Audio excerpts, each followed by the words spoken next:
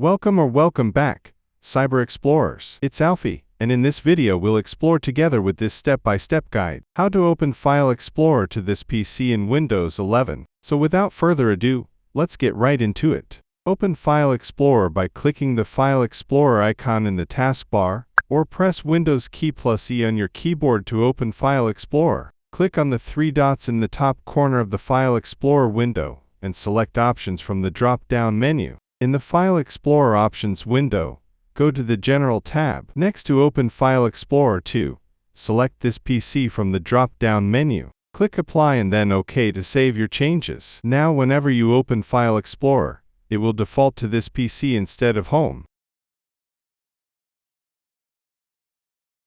And that's it for today. If you found this video helpful, please give it a thumbs up, consider subscribing, and don't forget to activate the notification bell so you won't miss out on any new uploads. Thank you for watching. Until next time, see you later.